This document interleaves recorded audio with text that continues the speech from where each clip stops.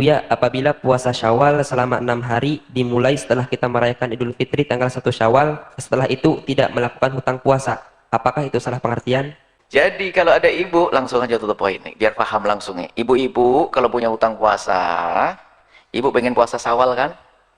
Maka sebaiknya kita mendahulukan bayar hutang daripada nanti terlambat suami yang kena nanti. Suruh nemeni lagi nanti suaminya. Nah, suruh nemeni puasa. Jadi dahulukan bayar utang. Cuma Allah kan Maha Kasih. Ibu bayar utang pas kan di bulan Syawal. Maka ibu dapat pahala Syawal. Niatnya bayar utang saja kan enak. Sudah kebayar utangnya, jangan dibalik. Kalau puasa sunnah saja, utangnya nggak kebayar. Yang bertanya tadi, saya jalan ke sunnah Syawal. Sah sunnahnya, tapi utangnya belum kebayar. Tapi kalau bayar utang, sunnahnya dah dapat. Cukup saya mengkodok puasa Ramadan ya Allah di bulan Syawal ini 1, 2, 3, 4, 5 bagus, utangnya kebayar, kemudian mendapatkan pahala sunnah. Tapi jangan didobel niatnya. Kalau niatnya didobel, disebutkan para ulama kita, ulama madhab Syafi'i nggak sah. Misalnya aku niat puasa ngutang puasa kodok dan puasa Syawal, nggak sah. Cukup Anda puasa ngutang saja, bayar utang, nanti Allah memberikan pahala Syawal. Kemudian niat bayar utang itu nggak usah pakai bahasa Arab juga sah. Gara-gara nggak usah bahasa Arab, nggak jadi bayar utang. Cukup begini saja. Ya Allah, saya punya utang Ramadan kemarin 6 hari, ya Allah, saya cicil sekarang, ya Allah. Allah ngerti kok sah. Saya niat puasa besok nyicil utang, ya Allah. Nah, itu sah. Nggak usah pakai bahasa Arab. Kamu nanya? Tanya Ustaz. Setelah Idul Fitri, kapan waktu yang paling afdol untuk memulai puasa 6 hari Syawal? Makin cepat makin bagus. Jadi misalnya kita lebaran hari ini, hari kedua dari Idul Fitri kita sudah mau puasa, itu lebih baik. Biasanya ada orang sebagian ya di beberapa kota kita itu sangat baik, mereka justru mengerjakannya selepas sholat Idul Fitri dalam selama 6 hari berturut-turut, itu lebih baik. Tapi kalau Anda memang mau menunda dan mencicilnya sampai beberapa kali sampai akhir Syawal, maka nggak ada masalah. Berikutnya ada juga, mana yang didahulukan, puasa Syawal atau puasa Qadha? Tentu qadha dulu. Kalau di mana yang didahulukan, maka kita dahulukan qadha. Karena kata Nabi SAW, siapa yang puasa Ramadan selama sebulan penuh, lalu diikuti 6 hari dari bulan Syawal, maka dicatatkan baginya pahala puasa setahun penuh. Artinya harus terpenuhi dulu puasa Ramadannya, baru kemudian puasa Syawalnya. Tapi secara hukum, ulama menjelaskan bolehnya orang puasa Syawal dulu baru membayar utang. Hanya saja bagi orang yang melakukan ini selama utang dia misalnya ada 2 hari atau 3 hari belum dibayar, maka belum dicatatkan baginya pahala setahun. Ini ulama terbagi 2 pendapat. Pendapat pertama yang mutasyaddid, yang sangat ketat. Ulama menyampaikan jika terjadi 2 situasi, antum punya kewajiban qadha, baik perempuan yang tengah haid pada saat Ramadannya, atau pria yang punya persoalan kemudian dia mesti mengqadha karena sakit atau yang lainnya, bertemu di bulan Syawal, ingin memilih antara Syawal dengan qadhanya yang wajib, maka pendapat ulama pertama dahulukan yang wajib. Karena sifat wajib dalam tatanan hukumnya itu di atas sunnah, prioritas, dan menjadi hutang dia. Jika dikerjakan berpahala, jika ditinggalkan berdosa dia di situ. Didahulukan kemudian qadhanya, baru kemudian selesai qadhanya, dia masukkan atau teruskan dengan sunnahnya, yang 6 hari di bulan Syawal itu. Jika dia mendapatinya, alhamdulillah. Jika tidak mendapatinya dengan keinginan dan niatnya, maka pahalanya dituliskan di situ. Paham sampai sini? Baik. Yang kedua, ini mutasahilin, yang agak longgar di sini. Yang agak longgar. Maka boleh kemudian mendahulukan puasa Syawal dulu. Begitu tuntas Syawal, baru kemudian dikerjakan selanjutnya puasa yang qadhanya, yang Ramadannya. Apa pertimbangannya? 2 hal. Pertama, ayat Quran yang menunjukkan di Al-Baqarah ayat 184 itu, lihat kalimatnya ayyaman ma'dudat. Faman kana minkum maridha aw 'ala safarin fa iddatu min ayyamin ukhra. Puasa tunaikan di beberapa hari yang ditentukan, bulan Ramadan.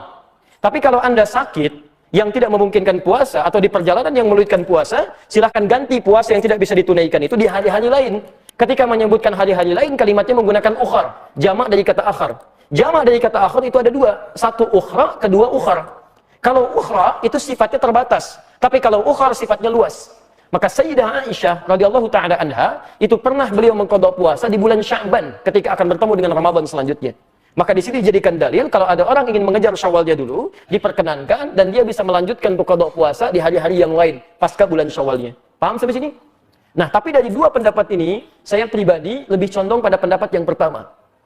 Apa timbangannya? Timbangan pertama, hukum mengqadha itu sifatnya wajib. Karena ayatnya mengatakan fa'iddah, hitung bayar menggunakan fa. Fa itu menunjuk huruf yang cepat tanpa jeda.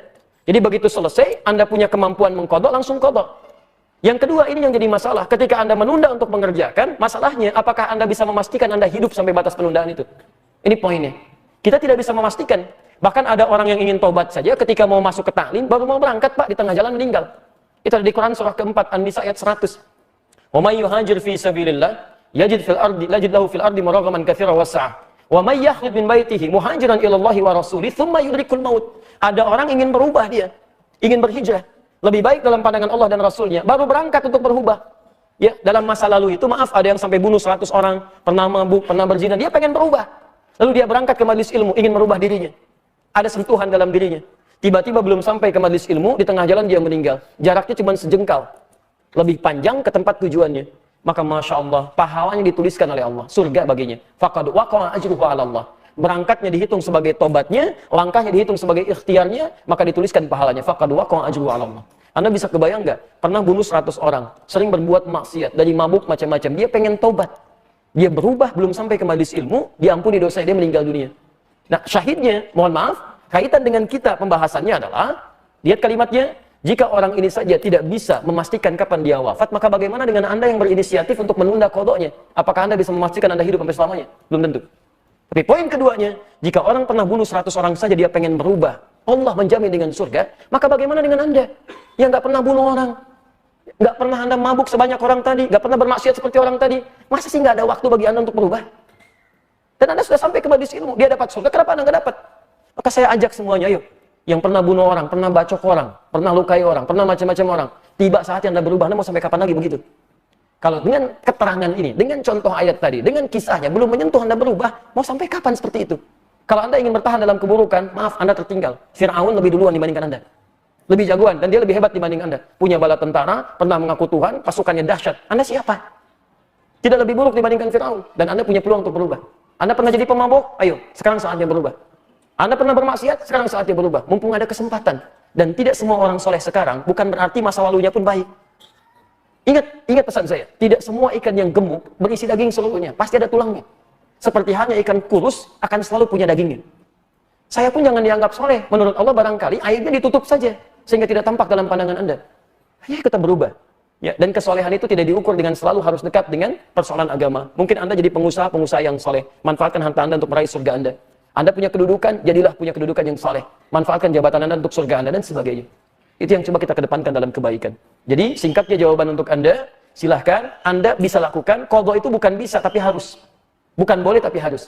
Jadi begitu masuk Syawal, saran saya bayar dulu qadha Anda, setelah selesai baru kemudian Anda kerjakan bagian dari puasa Syawalnya jika itu memang masih ada kesempatan untuk menunaikannya. Jika tidak, maka niatkan sebagaimana Anda puasa, mohonkan kepada Allah, ya Allah, saya menginginkan untuk menunaikan puasa Syawal dan saya punya kewajiban untuk qadha. Mohon berikan kemuliaan ya Allah seperti Engkau berikan kemuliaan kepada orang-orang yang telah mengerjakannya. Dan mohon mudahkan orang-orang yang puasa Syawal sekarang ya Allah seperti memudahkan orang-orang puasa saat Ramadannya. Begitu mereka puasa karena doa Anda mudah dan ringan, maka Anda mendapatkan bagian dari pahalanya. Paham sampai sini?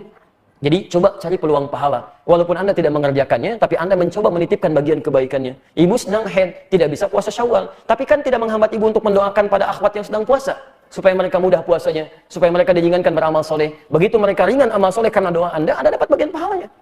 Dan itu yang tidak ketahuan, mungkin itu yang meringankan kita di akhirat nanti dari kesalahan kita dan memberikan beban berat kita ketika ditimbang di mizan. Semoga Allah Subhanahu wa taala memuliakan Anda yang bertanya tadi dan memudahkan bagi Anda dari Allah Subhanahu wa taala untuk nyaman dalam menunaikan ibadahnya.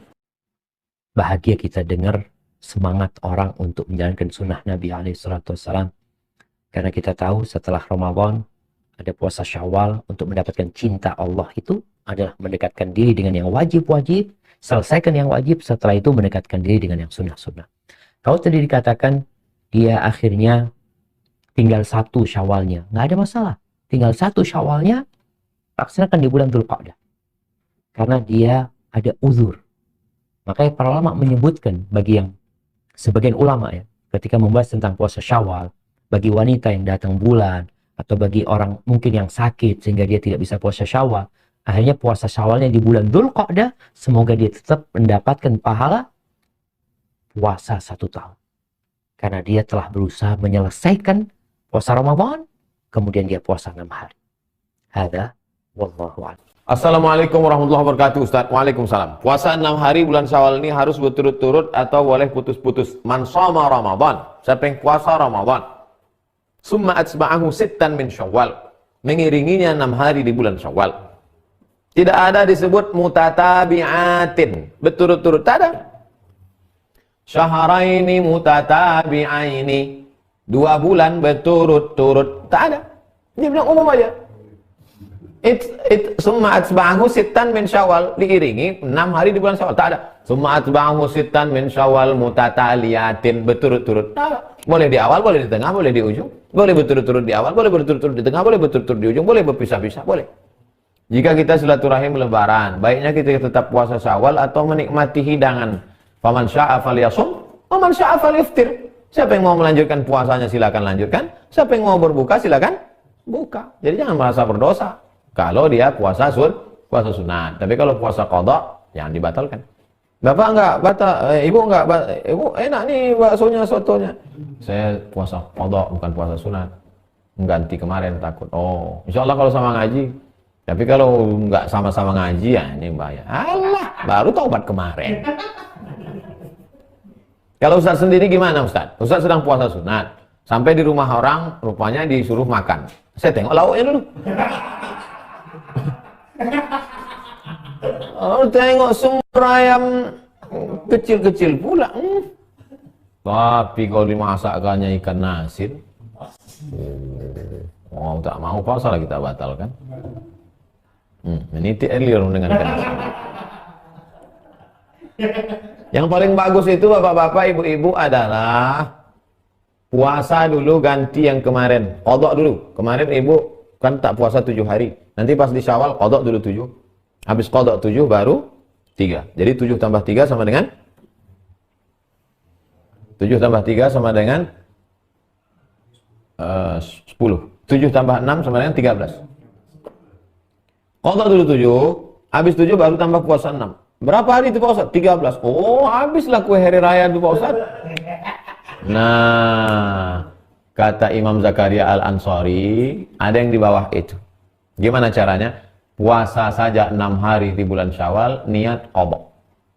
Siapa yang puasa 6 hari di bulan Syawal, niat qadha, automatically dapat pahala puasa sunat. Tapi niatnya qadha. Saya niat puasa qadha lillahi ta'ala. Dilaksanakan hari Senin di bulan Syawal. Otomatis dapat 3. Qadha-nya lunas, dapat pahala puasa Syawal, dapat pahala puasa Senin. Oh, janganlah Pak Ustaz, hari kedua tuh Pak Ustaz. Oke, hari Ahad. Hari Ahad, Kamis. Hari Ahad pertama, Senin kedua, Selasa, Rabu, Kamis, hari kelima. Nah, kelima. Kamis, Senin, Kamis, Senin, Kamis, Senin, Kamis, Senin. 8 hari. Bisa. Dua-dua dapat. Qadha dapat, puasa Senin Kamis dapat, puasa Syawal dapat.